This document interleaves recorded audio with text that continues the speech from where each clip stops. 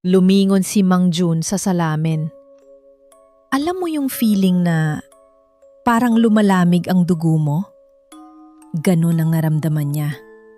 Kasi hindi siya ang nakita niya. Nakita niya ang lalaking kanina lang ay tumatakbo. Pero ngayon lang, naka-uniforme ng security guard. At ang mukha ay sa kanya. Tapos bigla, naalala niya ang lahat. 5 taon na pala siyang patay. Naaksidente siya sa store na to.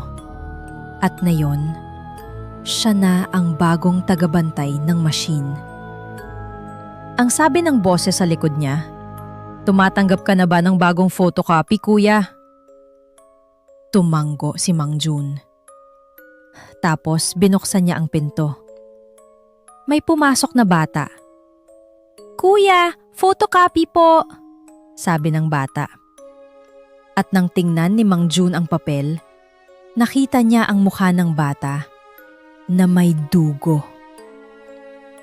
Kung gusto mo ng iba pang story kagaya nito, mag-follow at mag-like.